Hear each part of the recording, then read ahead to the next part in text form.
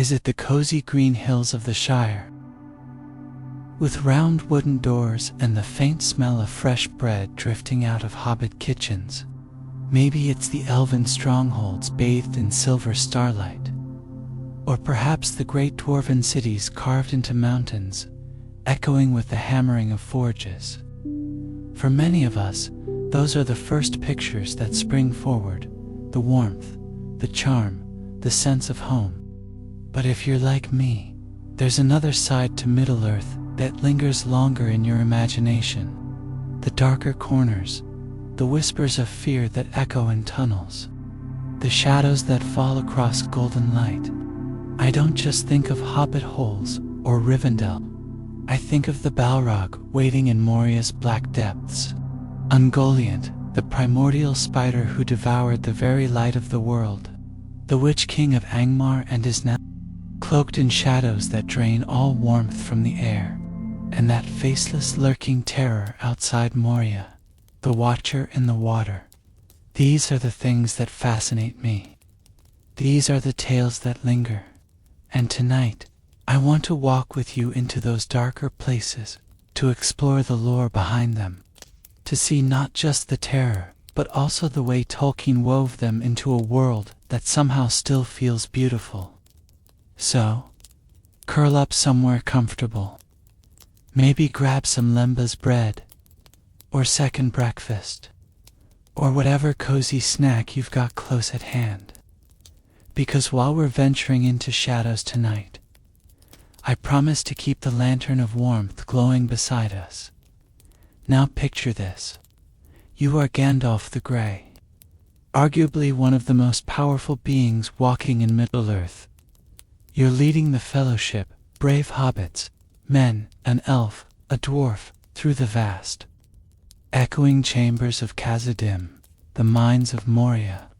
Your staff glows faintly, casting pale light into suffocating darkness. Stone pillars rise like trees around you, swallowed by shadows, and then it begins. A sound distant at first, like thunder echoing deep within the bones of the mountain. But you know instantly, this is no storm. Something massive is stirring, moving in the deep places of the world. A sound so old, so terrible, it vibrates through marrow. And when it emerges from the darkness, even you, Gandalf the Grey, turn to your companions and whisper what no one wants to hear. Run for your lives. The Balrog, a demon of shadow and flame, tall as a tree, wreathed in fire, so ancient and dreadful that even Gandalf, who had faced dragons and dark lords, knew the odds of survival were slim. And here's the terrifying thought. That was just one. There used to be more, many more. But let's pause here, before we descend too quickly into fire and shadow. Because to understand the Balrogs, you need to know where they came from. And that story takes us back, far, far back, to a time unimaginably ancient, long before rings of power, before hobbits, before the Fellowship ever set foot outside the Shire. This was the world's early dawn, the time of shaping, when the godlike beings called the Valar walked openly in Middle-earth, shaping rivers, raising mountains, and filling the world with life. And above them all stood Ilúvatar, the One, the source of all creation. Among the Valar was the mightiest of them all, Melkor, later known as Morgoth, the Black Enemy. He was once the brightest flame of creation, but envy and pride hollowed him out. He twisted every gift he had been given, every power, into a weapon of corruption. When the Valar first sang the great music of creation, weaving the universe into being, Melkor's voice introduced discord, harsh notes where harmony should have been. Imagine a symphony suddenly interrupted by jarring, ugly chords. That was Melkor, always defying, always warping. And from his corruption came horrors that would outlive him by ages. In the far north, he built Angband, a fortress of shadow and iron, a labyrinth of forges and torture chambers. Its crown was the triple peaks of Thangorodrim, mountains of tyranny raised as towers of his will. Beneath them, deep in his pits, he conducted his most terrifying experiments. He could not create life on his own. Only LOTR could do that.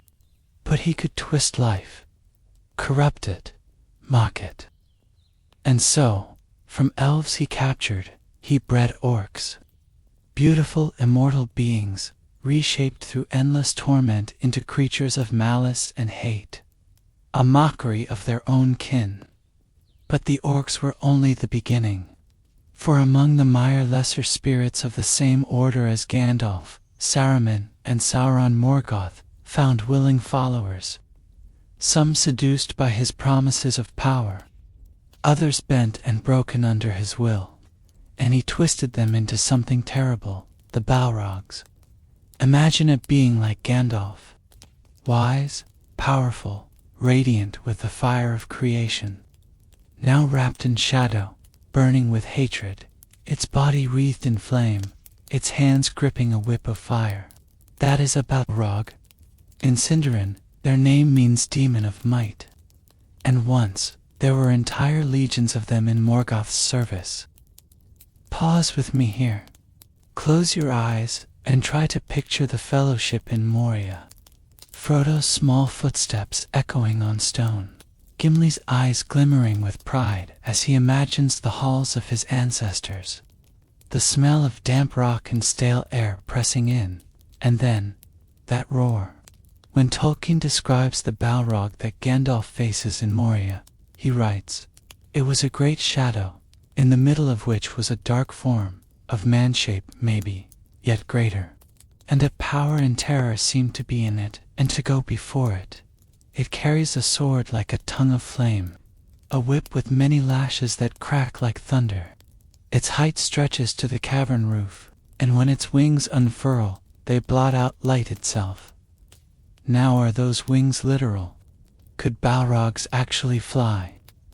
That debate has raged for decades among Tolkien fans. But what matters is this. When such a thing steps forward, even the bravest feel small. At the siege of Gondolin, Balrogs came over the walls in numbers, slaughtering elves by the hundreds. Whips of flame lit the night as the most beautiful city of Middle-earth burned. Glorfindel, one of the mightiest of elves, managed to destroy one, but only by falling with it into the abyss. And even then, his sacrifice was remembered as one of the greatest heroic deeds of that age. When Morgoth was finally defeated and hurled beyond the walls of the world, most Balrogs perished with him or scattered into hiding. But some endured, and one perhaps the most infamous slumbered beneath the misty mountains, until the dwarves dug too deep. That story, my dear friends, is one of fire, greed, and doom. But before we reach that moment, let us linger here, in the shadow of the Balrog's creation.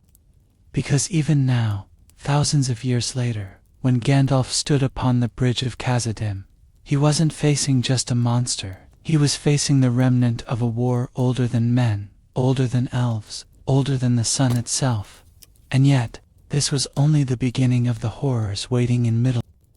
The dwarves, proud, stubborn, relentless in their work. They built wonders beneath the mountains. Halls of stone, so vast and beautiful that even elves would stop in awe. And nowhere were there achievements greater than Khazad-dûm. The dwarves called it the Mansion of the Khazad. It stretched for 7 mighty levels carved into the roots of the misty mountains. The first hall and the chamber of Mizarble gleamed with ceremony and reverence. Lower levels thundered with forges, ringing with hammers and chisels.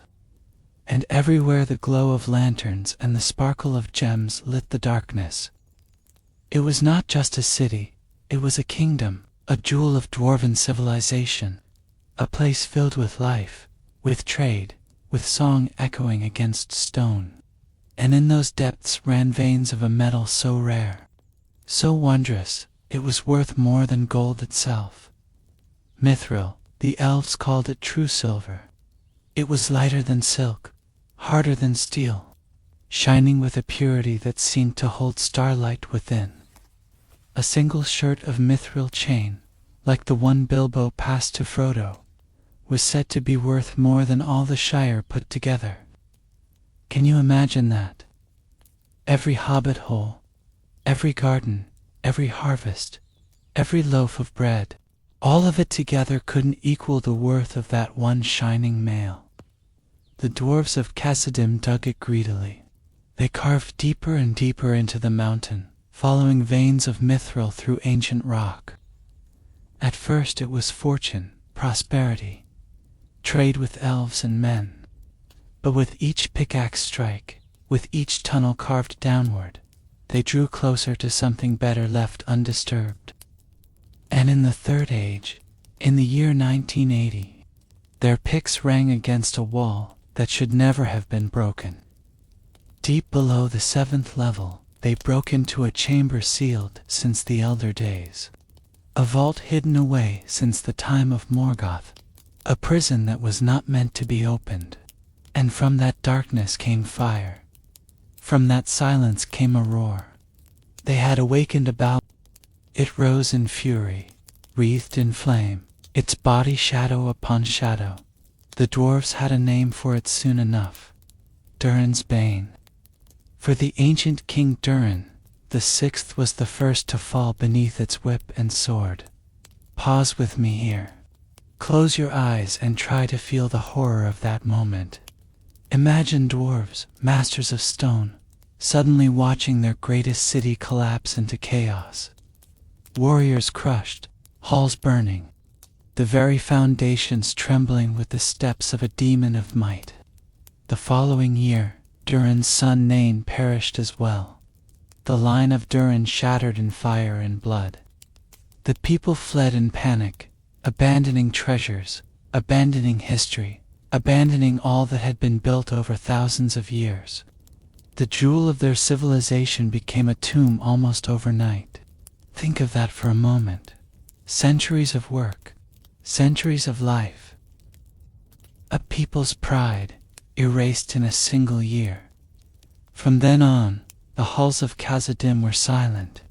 Silent, except for the echo of claws and the whispers of creatures creeping into the void. Orcs, goblins, trolls, all infesting the empty kingdom like scavengers feeding on a carcass. And yet even they, even these foul beings, feared Durin's Bane. They lurked in the upper halls and side passages, but never the great deeps, for there the Balrog reigned, a terror beyond their comprehension. The name Khazad-dûm faded. The world remembered it only as Moria, the Black Pit. Pause. Imagine walking into such a place, knowing what lies ahead, the shadows pressing in, torchlight flickering against carved stone, the sense of history layered thick upon the air, but broken now, corrupted. This was the path Gandalf chose when he led the Fellowship beneath the mountains. A dangerous choice, but perhaps the only way forward. And when they came to the chamber of Mazarbel, they found Balin's tomb.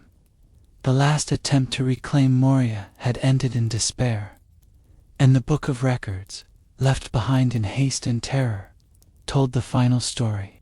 The words still chill the blood. We cannot get out. The end comes. Drums, drums in the deep. They are coming. Even as Gimli read those words aloud, the sound began. Distant at first, like a heartbeat echoing in stone. Drums, and then came the orcs, swarming through the halls in a frenzy of steel and screams. The Fellowship fought valiantly, blades flashing, arrows hissing. But then, suddenly, the orcs themselves fell silent. They shrieked and scattered as though in terror, because something worse was coming. The drums grew louder. A red light flickered down the tunnels. Heat. Choking, suffocating heat. And then, it stepped forward. The Balrog of Moria, Durin's bane. Tolkien's words capture it best. It stepped forward slowly onto the bridge, and suddenly it drew itself up to a great height, and its wings were spread from wall to wall. But still Gandalf could be seen, glimmering in the gloom. He seemed small, and altogether alone, gray and bent, like a wizened tree before the onset of a storm. Pause. Let that image sit with you. Gandalf, staff in hand, standing alone against a being of fire and shadow. And then came his words. Words etched into legend. You cannot pass. I am a servant of the secret fire, wielder of the flame of Anor. You cannot pass. The dark fire will not avail you, flame of Udon. Go back to the shadow.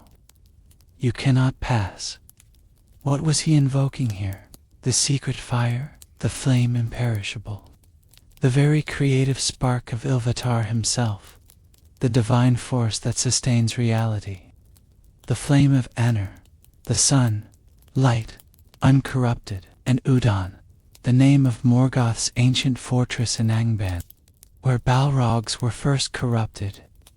In those words, Gandalf was calling upon the highest power of good to repel the deepest shadow. And then, the bridge broke. The Balrog fell, but its whip lashed upward, curling around Gandalf, pulling him down into the abyss. The last thing the Fellowship saw was their guide, their protector, vanishing into darkness. Pause here. The silence that must have followed. The hollow despair. One moment, their way lit by Gandalf's wisdom. The next, nothing but blackness and grief. But that was not the end. For Gandalf and the Balrog did not simply fall and vanish. No, they plummeted for what felt like eternity. Through caverns deeper than dwarves had ever delved. Crashing into waters ancient and cold. And there, beneath the roots of the mountain, they fought.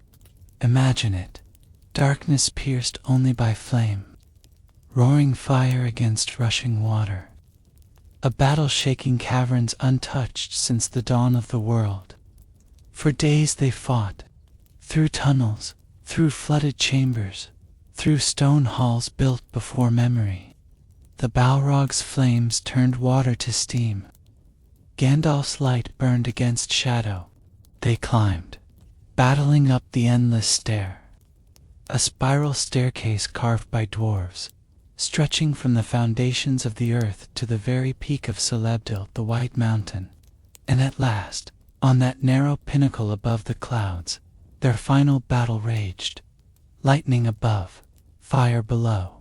Two ancient beings locked in a struggle that echoed across ages.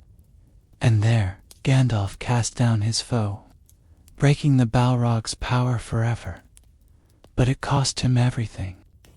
The effort consumed him, his body broken, his spirit spent. Gandalf the Grey died upon that mountain peak, his death the price to rid Middle-earth of Morgoth's last great terror. Of course, we know that was not truly the end, for Gandalf returned, greater still, as Gandalf the White. But that, my friends, is a tale for another time. The point is this: even long after Morgoth was gone, even after the fall of Angband and the breaking of the First Age, the shadow of his corruption lingered, and it took the death and resurrection of Ameya to finally destroy just one Balrog. One. Pause. Think about that. If there had been more in hiding, if others had awakened, how different the story of Middle-earth might have been. But Morgoth's legacy was not only in fire and shadow. No, for beyond the Balrogs there was a hunger so vast, so bottomless, it terrified even Morgoth himself. A hunger with 8 legs. And that, my dear adventurers, brings us to the tale of Ungoliant. If the Balrogs are terror given form, then Ungoliant is hunger made flesh. A being so ancient, so unknowable, that even Morgoth, the great enemy himself, trembled before her. Her story begins in darkness, in a time when the world was still young. The texts of the Silmarillion tell us only fragments. They say she was a great spider of monstrous form, but where she came from, who her sire was, none can say. Her origins are cloaked in mystery, a gap in knowledge that makes her even more frightening. She dwelt far in the south of Valinor, in a ravine called Avathor, a place so utterly dark that even the light of the two trees could not reach it. Imagine that. In the undying lands themselves, where everything was supposed to be perfect, golden, and radiant, there was one crack in reality, one patch of absolute void, where no song, no laughter, no starlight could penetrate. That was Ungoliant's home, and what did she feed on? Light. She consumed illumination itself, devouring it, leaving only blackness behind. Wherever she went, she spun webs of unlight darkness, so thick that even flame could not pierce it. Pause with me here. Picture a world where even the sun and moon do not yet exist. Only the two trees of Valinor Laurelin, the golden and Telperion the silver, pouring out their radiance over all the land. And then picture a spider, vast, endless, bloated with hunger, draining that light drop by drop until nothing remains but emptiness. That was Ungoliant, now Morgoth, always scheming, always searching for ways to increase his power, looked upon her with both need and loathing. He despised her, yet he needed her strength. When he sought to steal the Silmarils, those radiant jewels, wrought by capturing the last pure light of the two trees, he turned to Ungoliant for aid. He promised her a reward greater than all the light she had ever devoured. And though she trusted him no more than he trusted her, she agreed. Together, Morgoth and Ungoliant approached the two trees of Valinor when the Valar were away at festival. They came cloaked in shadow, Morgoth with his spear, Ungoliant with her webs of darkness. And then the feast began. Ungoliant reared up, her body blotting out the sky, her limbs spreading across the holy ground. She pierced the trees with her fangs, and she drank their light. She drained their sap, their very essence, until nothing remained but withered husks. The golden glow of Laurelin, the silver radiance of Telperion, gone forever. Tolkien writes, she sucked up all that she could find, and the poison of her malice she spewed out, and the trees withered at the roots and died. Pause. Imagine standing in a place once filled with living radiance, warmth, music, beauty, and watching it all vanish into absolute void. That is what Ungoliant did. She devoured the very light of creation, and she grew. With every drop, her body swelled, her shadows spread wider, her hunger multiplied. The undying lands, once the brightest place in existence, were left in pitch darkness, an eclipse of the entire world.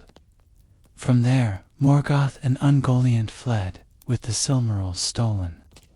And as they traveled, Ungoliant wove a great cloud of unlight around them, a veil so thick no eye could pierce it.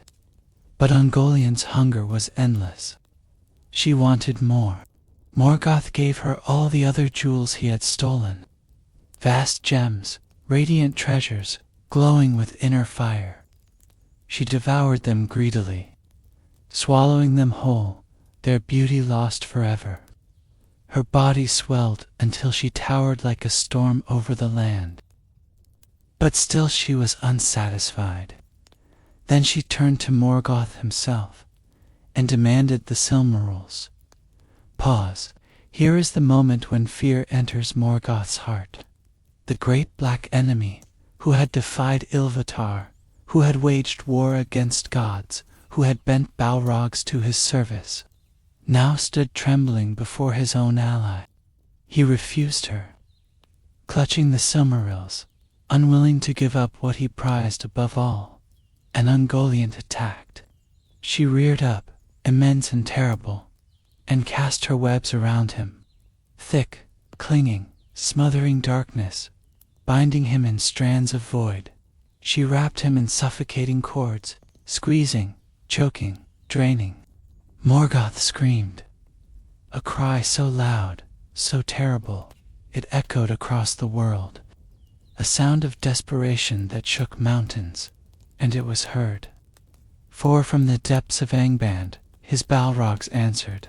They came with whips of flame, lashing, burning, tearing Ungoliant's webs. They drove her back with fire and terror.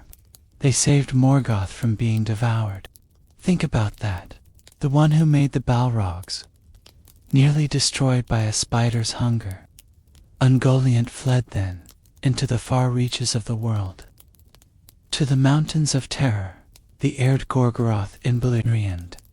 There she spawned her children, dark offspring that would creep across Middle-earth for ages to come, and her end, ... The texts suggest she devoured herself at last, her hunger so bottomless. She turned inward, consuming her own body until nothing remained, a fitting fate for hunger unchained. But her children lived on, one in particular, Shelob. Pause. The very name sends a chill, doesn't it? She was the most famous of Ungoliant's brood, Shelob the Great, who haunted the pass of Cirith Ungol for countless ages. Her lair, Terek Ungol, was a tunnel of nightmare, sticky walls coated in webs, a stench of rot and decay, darkness so thick it pressed against your skin. Sauron knew of her, and let her remain, sometimes even feeding her prisoners who no longer served his use. She was, in a way, his pet, a guard dog of sorts, the one he knew he could never truly control. Shelob's body was swollen, grotesque. Her eyes, clusters of burning orbs that reflected no light but glowed with their own malice. Tolkien writes, their age-long she had dwelt, an evil thing in spider form, even such as once of old had lived in the land of the elves in the west, that is now under the sea. Pause. Picture Frodo and Sam in that tunnel, the foul reek choking their lungs, their hands catching on sticky filaments that clung to stone. The sound of skittering legs echoing from the darkness ahead, and then those eyes, gleaming, hungry. When Shelob struck, she paralyzed Frodo, wrapping him in webbing, intending to drag him back to her lair to feast at leisure. She preferred her meals alive, fresh, so that she could savor them slowly. It was Sam who stood against her, Sam, the most unlikely of heroes. With sting in hand and the light of Galadriel, he faced her in the blackness. When he drove the blade into her, thick black ichor gushed forth. Her hide was so tough that only the enchanted sword could pierce it, and still she was not slain. She only retreated, gurgling, choking, dragging herself back into her lair to heal. Pause. Even wounded, she endured. Even struck by elven light, she endured. That is the legacy of Ungoliant. Creatures so terrible, so resilient. They could withstand the power of elves and men alike. And it makes you wonder, if Ungoliant herself had survived, if she had roamed the world in the Third Age, would even Sauron have been safe? Hunger without end. That was her nature, and the world trembled in her wake. The Balrog was not the only terror lurking near the gates of Moria. For even before the Fellowship stepped inside, before they heard the drums in the deep or saw the red glow in the tunnels, something waited for them in the waters outside, a nameless thing, a lurking watcher. Pause here. Let's set the scene. The Fellowship had traveled far. They had crossed the snowy pass of Caradhras and turned back in defeat. They had argued, debated, and at last chosen the only remaining road, beneath the mountains, through Moria. At the western entrance, they found not a welcoming door, but a black pool of water. The Saranan River, once flowing bright and clear, had been dammed. Its waters flooded the valley in front of Durin's doors. And now, in place of running streams, there was a silent lake, dark as glass, still, too still. Even before the attack, there is a sense of wrongness in Tolkien's description. The air is heavy, stagnant. The surface gleams without ripples, as though holding its breath. Pause, close your eyes. Imagine standing at the edge of that water, torchlight flickering across its black surface, silence pressing in, the mountain looming over you. It was here that Gandalf puzzled over the riddle of the doors. Speak, friend, and enter. And as the fellowship waited, something stirred. It began small, a ripple on the surface, unnoticed at first. Then a long, pale tentacle, glistening wet, reaching silently from the depths. It slid onto the shore, sinuous, fingered at the end, feeling, searching, and then it grasped Frodo. Pause. Think of that moment. You are Frodo, standing uncertain at the edge of black water, and suddenly something cold, slimy, and immensely strong clamps around your ankle and begins to drag you down. Sam cries out. He throws himself at the thing, slashing with his short blade. The tentacle recoils, but more follow. Not one, not two, but 20. Tolkien writes, out from the water a long, sinuous tentacle had crawled. It was pale green and luminous and wet. Its fingered end had hold of Frodo's foot, and was dragging him into the water. Sam on his knees was now slashing at it with a knife. The arm let go of Frodo, and Sam pulled him away, crying out for help. 20 other arms came rippling out. Pause. That image is pure nightmare. A thing unseen, lurking just beneath the surface, with countless limbs groping blindly for prey. The fellowship hacked, fought, dragged Frodo back from the brink, and at last they tore themselves free and rushed into Moria. But the Watcher was not finished. With a grinding roar, it struck. The waters boiled. Stones fell from the cliffs. And in one terrible motion, the Watcher pulled down the entrance, collapsing the western gate entirely. The fellowship was trapped, shut inside the black pit. Pause. Consider that for a moment. If not for the Watcher, they might have escaped after Gandalf's fall. They might have turned back. Instead, the gate was sealed behind them. The Watcher's final act forced them forward, deeper into darkness, toward the Balrog.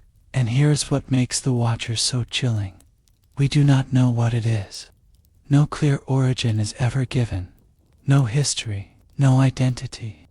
It appears, attacks, and then vanishes beneath the surface. Never slain, never explained. That uncertainty is what gives it power. Pause. Think of all the monsters we've discussed so far. Balrogs, we know corrupted mire. Ungoliant, we know an ancient being of shadow and hunger. Orcs, trolls, dragons, all given histories. But the Watcher, nothing. It is a void in Tolkien's legendarium, a question mark in the dark, and that, in itself, is terrifying. Some theories suggest it was one of the nameless things that gnawed at the roots of the world, things even Gandalf feared to name. Beings older than Sauron, older than the valors shaping of Middle-earth. If true, then what the Fellowship faced outside Moria was not just a monster, but a glimpse of something primordial. Others suggest it crept up from the deep lakes beneath Moria, rising slowly, drawn by the stirrings of Durin's bane, until it found the Saranan and made its lair. Whatever it was, It remained after Sauron's fall, after the cleansing of the world. The Watcher still waits in those waters, hungry, timeless. Pause. Let that thought rest with you. The fellowship passed. The ring was destroyed. The shadow defeated. But somewhere, even now, in the dark pool outside Moria's gate, the Watcher's tentacles stir. This is what makes Tolkien's world feel so vast, so alive. It is not only the stories told, but the stories untold. The mysteries that linger in the dark corners. Things never fully explained. Things left to our imagination. And perhaps that is why the Watcher feels so Lovecraftian. For what is cosmic horror but the presence of something beyond comprehension? A being whose origins are unknown, whose motives are unknowable, whose very existence reminds us that the world is older and stranger than we dare to dream. Pause. Picture Frodo again. The tentacle tightening around his ankle, the cold slime against his skin, the water foaming with unseen bodies, the stench rising like a breath from below, and realize he escaped only because the Watcher let him go. That thought is worse than if it had killed him, because it means choice. It means awareness. It means the Watcher was not simply a beast lashing blindly, but something thinking, something choosing. And what else has it chosen in the long ages since? How many travelers has it dragged down into black depths? How many bones rest beneath that water, unseen forever? The Fellowship never spoke of it again. Their minds turned to Moria, to the Balrog, to grief and fear. But the Watcher remains one of Tolkien's most brilliant horrors, precisely because it is never explained. Pause. Sometimes the scariest things are the ones we cannot name. And yet, as terrifying as the Watcher was, it was not the greatest of Sauron's servants. No, for above all his armies, above his trolls and orcs, above even his greatest beasts, stood the Nine, the Ringwraiths, the Nazgul, once kings of men, now shadows of terror. And it is their story we turn to next. If the Balrog was terror and fire, and Ungoliant was hunger and shadow, then the Nazgul were despair itself. They were once kings of men, rulers with crowns and armies, lords of lands and keepers of wealth, men of pride and power. But the rings changed everything. Pause with me here. Let's go back to the Second Age, when Sauron still wore a fair face, when he called himself Anatar, the Lord of Gifts. He came among the men of Middle-earth with promises. 9 rings he gave them, 9 bands of gold and power. The gifts were irresistible. They offered long life, greater wisdom, and dominion over others. At first, it must have seemed like a blessing. Their kingdoms grew stronger, their armies won battles, their coffers overflowed with gold, their lifespans stretched unnaturally long. But the rings were snares, chains invisible but unbreakable. Slowly, the kings began to fade. First their joy vanished. They could no longer take delight in the taste of food, or the warmth of fire, or the music of their halls. Then their sight dimmed.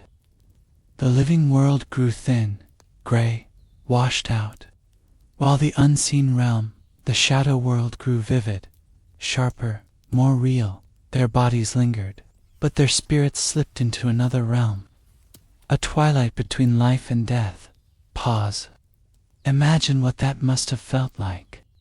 To walk among your people, but feel yourself dissolving. To rule kingdoms, but no longer feel human. To stretch out your hand and see it grow transparent, fading. This was the curse of the 9 rings. And above all, their wills were bound to Sauron. The rings were his tools. The 9 became his slaves, forever. They became the Nazgul, the neither living nor dead, existing in the shadows, feared by all, hated by themselves. Gandalf explained it best. They had, as it seemed, unending life, yet life became unendurable to them. They could not die, and they could not return. They existed in the twilight world, and for all their seeming power, they were doomed to hunger without satisfaction. Pause. That is the horror of the Nazgul, not just death, but undeath, a hunger that never ends. Their appearance is equally unsettling. To the eye of ordinary mortals, they are tall figures cloaked entirely in black. Their robes seem to absorb light, hanging unnaturally, without fluttering in the wind. Their hoods conceal nothing but shadow, yet when seen through the power of the ring, or when they choose to reveal themselves, their true forms can be glimpsed. At Weathertop, when Frodo puts on the One Ring, he sees the Witch King. His form is tall, crowned with silver, his eyes blaze with a red light. His hair is long and gray, flowing from beneath the helm, and in his hand is a blade like a stabbing tongue of fire. Pause. The contrast is chilling. To most, they are shadows in black cloaks. But in the unseen realm, they are burning figures of death, crowned kings without flesh. Their presence alone is a weapon. Wherever the Nazgul go, warmth vanishes, plants wither, fires gutter out. Even the bravest men tremble. Their voices are shrill, piercing, filled with malice. Their cries can shatter courage, leaving soldiers paralyzed. And then there is the Black Breath. Victims who come too close fall into despair. Darkness creeps over their hearts. Their will to live drains away. Their bodies grow cold, and many do not wake again. Pause. Imagine facing them. Not only the sight of black-cloaked figures riding down upon you, but the weight of despair pressing into your chest, making your sword fall heavy, making your breath catch, until you drop to your knees before them. The chief among them was the Witch King of Angmar. His name in life is lost, his crown, his kingdom forgotten, but in undeath he became Sauron's greatest servant. During the Third Age, he established the realm of Angmar in the far north. From there, he waged centuries of war against the kingdoms of Arnor, the heirs of Elendil. One by one, he broke them. Cardolan became a land of barrows and ghosts. R'dor fell into ruin. Arthedain, the last stronghold, was shattered. Fernast, its capital, left as empty stones. The Witch King's armies of orcs, trolls, and evil men swept across the north, until Arnor was no more. Even when he was defeated at last by Glorfindel and the armies of Gondor, his power was not destroyed. He fled, returning to Mordor, waiting for Sauron's return. And when the Dark Lord rose again, the Nine were his first and most faithful servants. The Witch King took command of Minas Ithil, once a fortress of Gondor.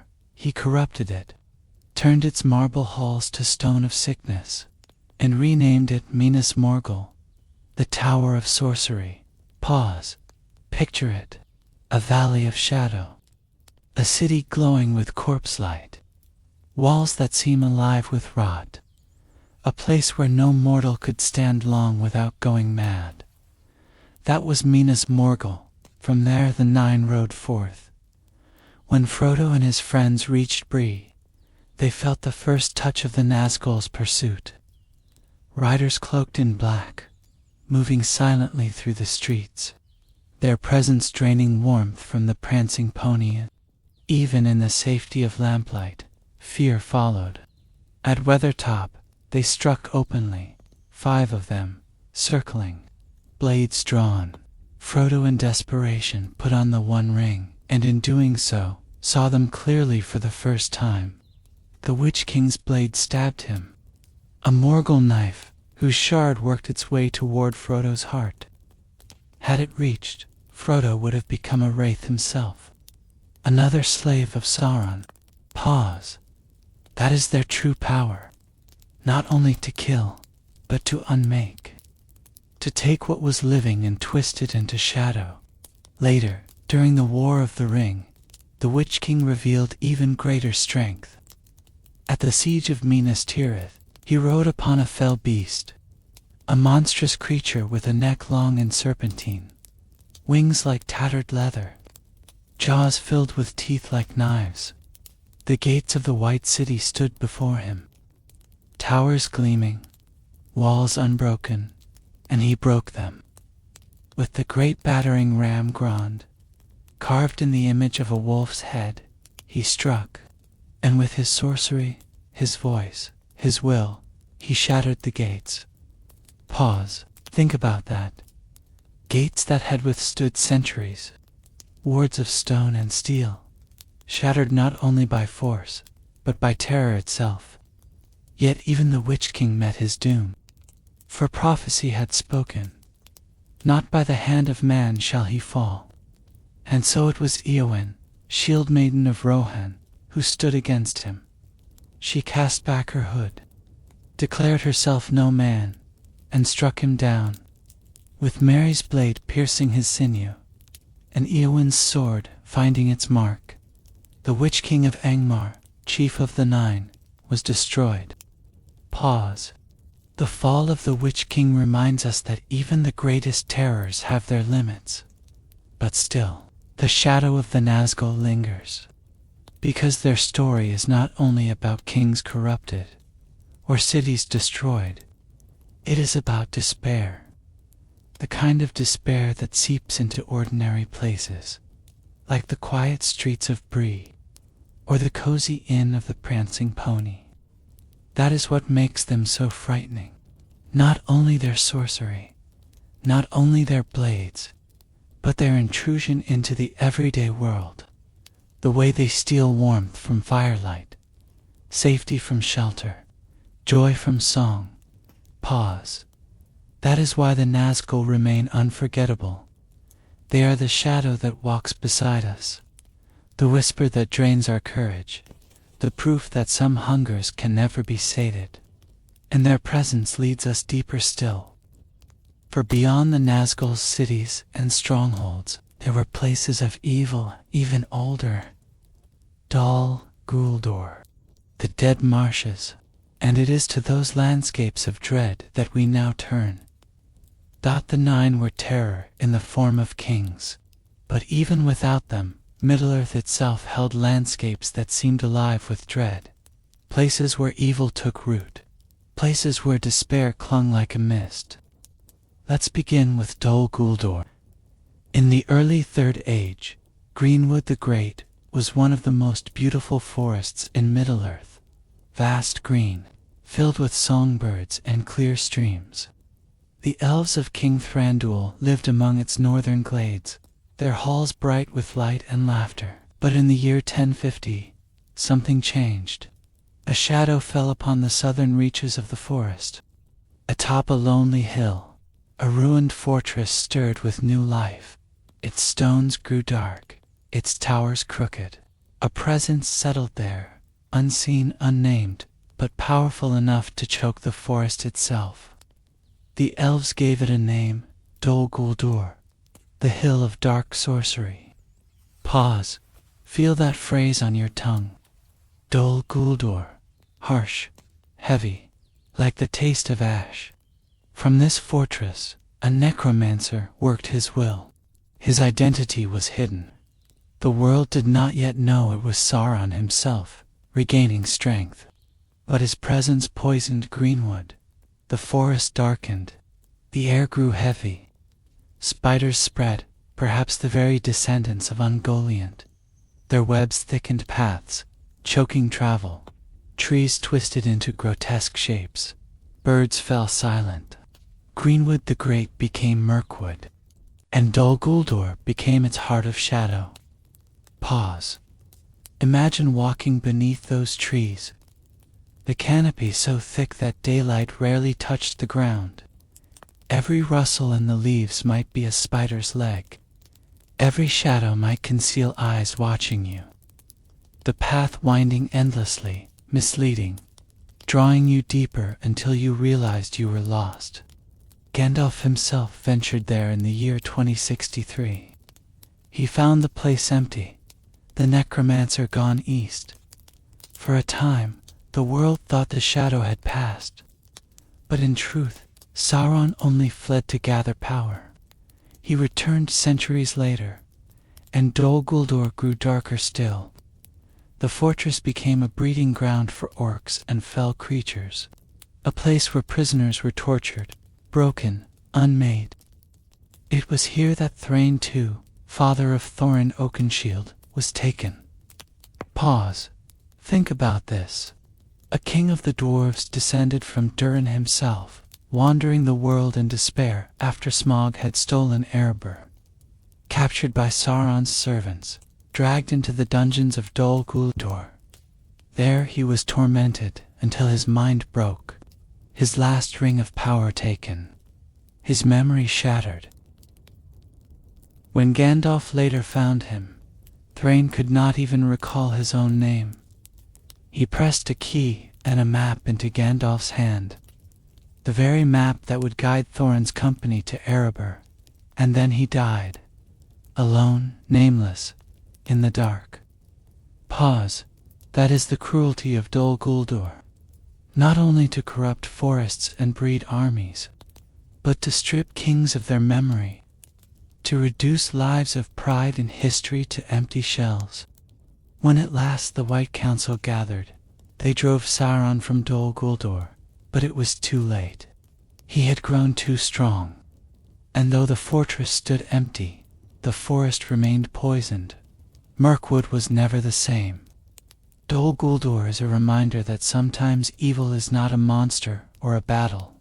Sometimes it is a place, a hill, a ruin, a shadow that seeps into soil and root until an entire forest bends beneath its weight. But if Dol Guldur was corruption rooted in stone, the dead marshes were sorrow preserved in water. Pause. Let's move east now, past the Brown Lands, past the Emyn Muil, to where the world sinks into marsh, a reeking expanse, a mirror of faces, the dead marshes. They were once the site of battle, long ago, in the Second Age. The last alliance of men and elves fought Sauron's hosts on the plain of Dagorlad. The clash was terrible. Thousands fell, elves with silver hair, men with proud banners, orcs with twisted bodies, all slain. As centuries passed, the marshland spread, overtaking the graves, drowning the battlefield, until the dead seemed swallowed by the waters. Pause. Frodo, Sam, and Gollum crossed them during the War of the Ring, and what they saw was something out of nightmare. The land was dreary, weary. Cold winds dragged mists across the ground.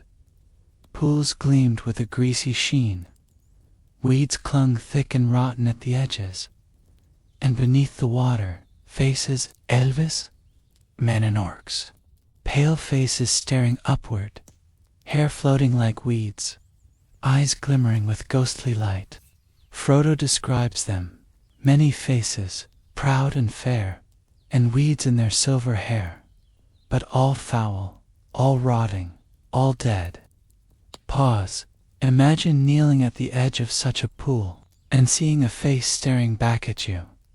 Noble once, but now slack with death. Eyes burning faintly, as if reaching for you. Gollum warned them, don't look at them, don't follow the lights. For above the faces danced will-o'-the-wisps, corpse candles, flickering, tempting. If followed, they would lure travelers into the water, into the grasp of the dead. Sam, shaken, asked if the bodies were real, and Gollum muttered, yes, yes, they lie in all the pools, deep, deep, but you cannot touch them. Don't follow the lights. Pause. Were they truly bodies preserved for 3,000 years? Or phantoms? Echoes of the battle, bound to the place by sorrow and shadow. Tolkien leaves it unclear, and that uncertainty makes the dead marshes even more disturbing. When Frodo gazed too long, he nearly fell in, his mind drawn by the lights. The weight of all that death pressing against him. Only Gollum's frantic hands pulled him back. The dead marshes are not a battlefield, not a tomb, not a natural swamp. They are something else, a memory of death, turned into landscape. Pause. Think about that. A place where sorrow has soaked so deeply into the earth that the land itself remembers, and shows you the faces of the fallen. Even Sauron could not erase it. His power lingered nearby, in Mordor. His armies marched past, but the marshes stayed, a mirror of horror. And so Frodo, Sam, and Gollum picked their way across, threading hidden paths, breathing foul air, passing faces in the water, while above them a Nazgul rode on its fell beast, shrieking across the sky. Pause. That moment binds it all together, doesn't it? The faces below, the wraith above, Frodo in between, the living world pressed between death and shadow. Dol Guldur, the dead marshes. These are the reminders that in Middle-earth, evil is not only in monsters and lords. It seeps into stone, into root, into water. It makes landscapes into memories of terror. But for all these places of sorrow, there was one figure unlike any other, neither dark nor light, neither ally nor enemy. A being older than the oldest tree, stranger than the strangest song, Tom Bombadil. And he is where we turn next. After the shadows of Dol Guldur, after the sorrow of the dead marshes, let us turn to something altogether different.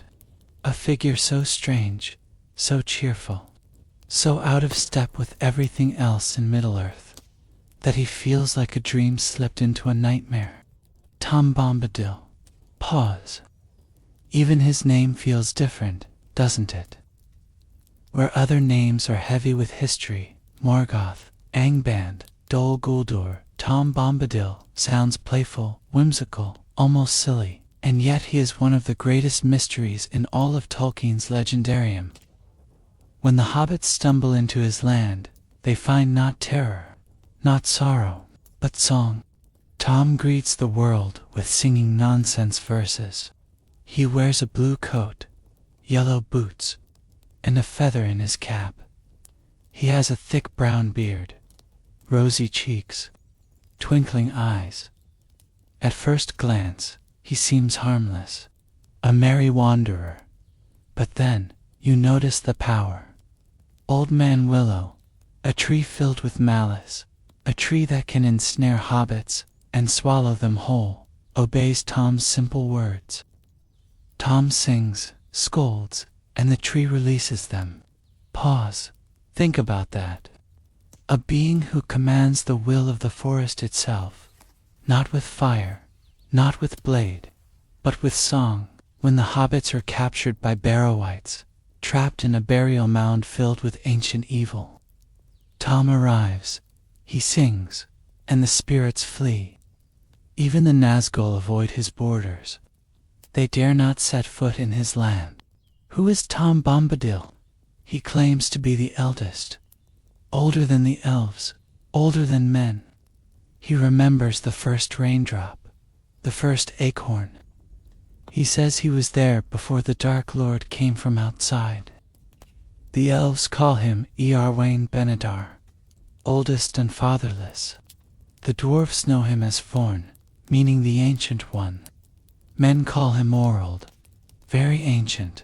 All names, all pointing to a being without beginning. Pause. Some have wondered if he is Eru-Elvatar himself, the god of Middle-earth, walking in disguise. Others think he is the spirit of nature, unfallen, uncorrupted, untouched by desire for power. But Tolkien never explained, and that is what makes Tom so fascinating. Even the One Ring holds no sway over him. When Frodo offers him the ring, Tom slips it on, and nothing happens. No invisibility, no corruption. The ring vanishes for a moment, as if it were a mere trinket in his hands. Then he returns it without hesitation. Pause. That is perhaps the most chilling and comforting part of all. The ring, which corrupts even the greatest, Gandalf, Galadriel, Boromir, has no effect on him. Why? Because Tom Bombadil is beyond its reach. It has no hold on him. At the Council of Elrond, some even suggest giving the ring to Tom for safekeeping, but Gandalf refuses. He explains that Tom would not understand its importance. He would likely misplace it. Forget it. Toss it aside. For power means nothing to him. Pause. That indifference is key. Tom is not part of the great struggle between light and dark. He exists outside of it. And yet, his home offers something more powerful than all the wars and councils. Safety. When the hobbits stay in his house, with Goldberry, the river woman's daughter, his wife, they find peace. Dreams come to them, rich and strange, but fear cannot enter.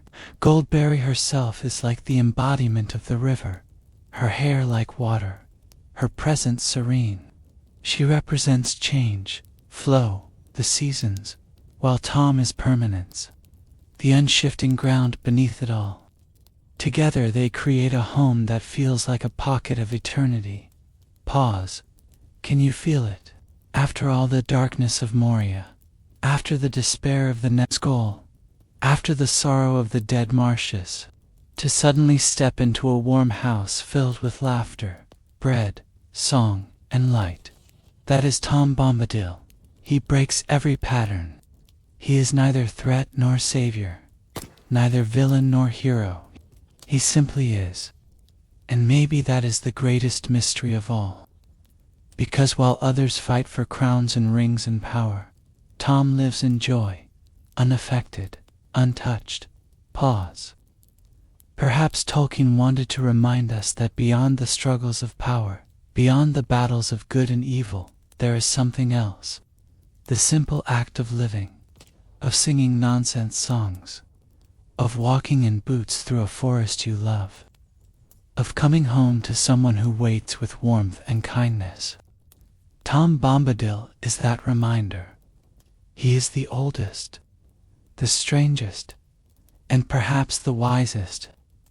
And in the end, when the War of the Ring is done, when Sauron is overthrown, when crowns are placed and cities rebuilt, Gandalf himself goes to visit Tom, and he finds him untroubled, uninterested in the great deeds of men and elves, only curious about the Ents, the shepherds of trees, because for Tom, all the battles, all the rings, all the wars, are nothing compared to the living world around him. Pause. There is a kind of comfort in that, isn't there? That after all the terror, all the darkness, there is still someone walking through the woods, singing to himself. Tom Bombadil is both the greatest mystery and the greatest reassurance, because he shows us that beyond shadow and flame, beyond hunger and despair, beyond even death itself, there is joy, and that joy is untouchable.